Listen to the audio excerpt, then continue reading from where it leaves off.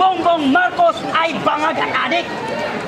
Kung bibigyan ng pagkakataon na kababasa pa si Pangulo, sino sa tingin mong ipapalit? Ang dapat natin ipalit, walang iba kung hindi si VP Sara.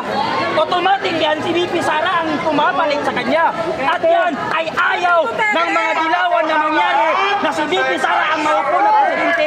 Pero hindi nila alam na sila ang gumawa sa batas na yan na pag lumawa ang isang presidente ay ang vice president ang susunod. Tapos ngayon, ipagsisigawan ng mga kaliwan na pati si Sara ay mag-resign. Bakit?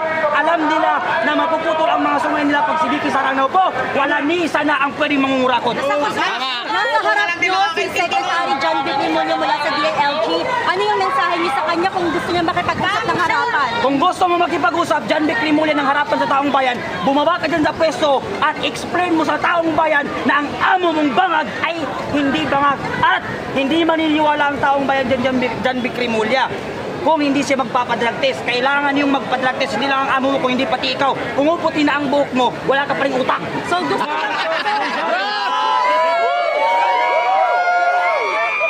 gusto niyong sundin yung sinasabi ni Senator Amy Marcos na magkatonical Yes. si Pangulo. Bakit? Kung gusto nila na ang taong bayan ay maniwala pa sa kanila, kailangan nilang gawin yon para maipakita taong bayan totoo na ang binibintang sa kanila ay hindi totoo. Nagsasagawa na yung ICI ng investigasyon sa maanumalyang flood control. Hindi. Okay, ang taong bayan walang paniniwala sa ICI. Bakit? Ang ICI, ginagawa nila ngayon ng state witness si Martin Romualdez, na alam naman natin na si Martin Romualdez ay isang malaking magnanakaw. At ang ICI ay isang bayad na departamento ni Bongbong Marcos na hindi maglalabas ng katotohanan.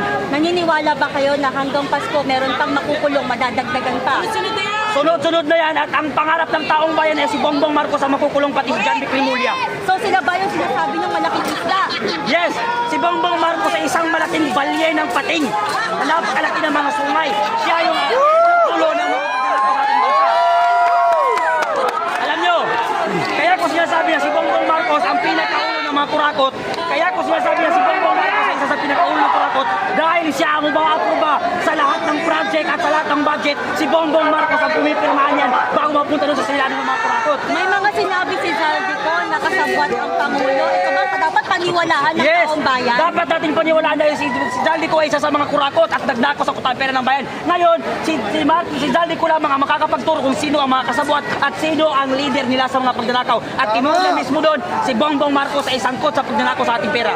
So yung panawagan nyo ngayon, bumabasa pa si Yes, yan ang panawagan namin. Kung hindi makapal ang pagmumukha mo, Bongbong Marcos, bumaba ka na sa pwesto dahil buong sambayan ng Pilipino ang nagsisigaw ng Marcos Siltain, kaya dapat ka nang bumaba sa pwesto mo. Yan, kung gusto mo na mahal mo ang taong bayan at mapaganda ang ating bansa, mas mainam na bumaba ka sa pwesto para maging peaceful ang ating bansa. Dahil nakakaya sa lahat ng mga Pilipino at nakakaya sa ibang bansa na ang ating bansa ngayon ay kurakot at ang namumuno sa atin ay wala sa tamang pag-iisip. Ito bang ano nyo, ginagawang rally, protest rally dito sa Recto? Masusundan pa ba ito? Yes, masusundan to hanggat hindi bumababa at napapakulong ang mga politikong sangkot sa anomalya.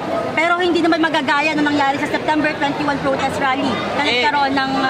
So, hindi natin yun gagayahin pero hindi natin sila mapipigilan kung kaya gagawin nila yun dahil sa tagal-tagal ng panawagan natin na bigyan ng hustisya at karapatan at naikulong, mapanagot ang mga politiko hanggang ngayon wala pa rin kami nakikita. Kaya kung meron man sa mga grupo o political organization ang gumawa pa nun, hindi namin masisisi dahil yun ay galit nila at dapat lamang yan sa mga politikong magnanakaw.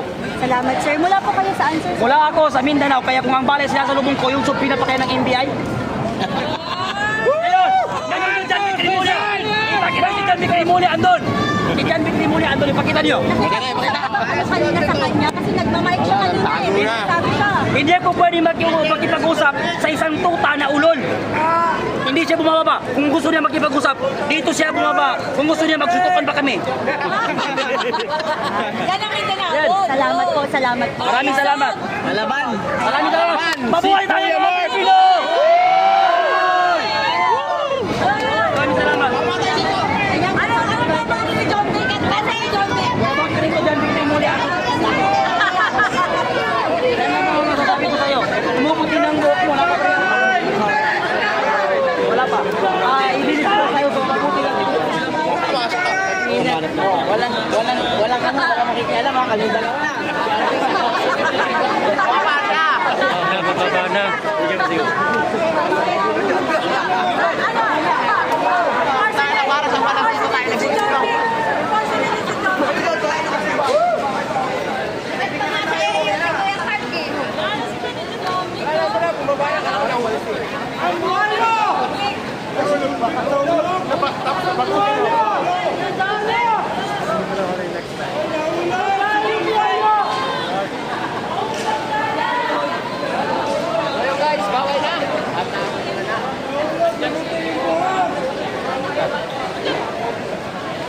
loob? Pero ba?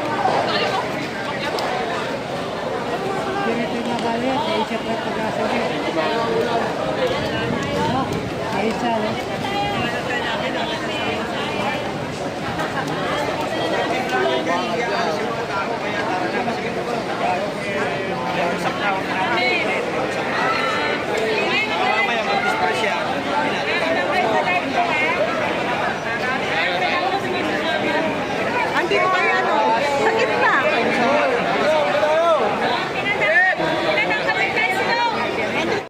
Salamat po.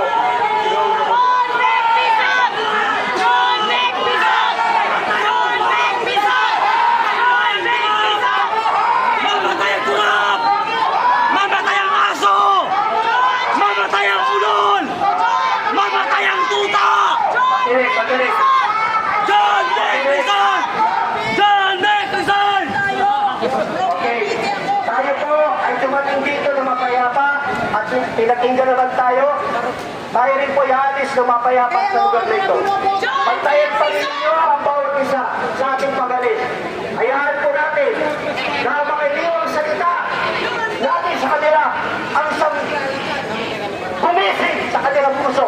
Kaya alis po tayo ng mapayapa at hayaan natin ang Diyos at ang kapangyarihan na ibinigay ng batas sa atin bilang mapayapang bansa at malaya ay ating pagkatiwala sa Diyos. Iwawag po tayo ng mapayapa. Maraming salamat po.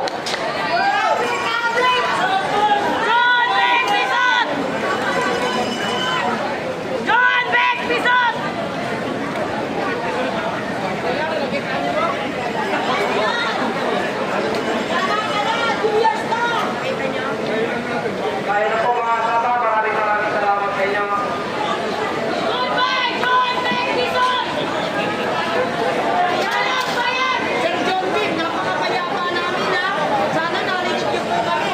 Wala kami dala dito kundi laway.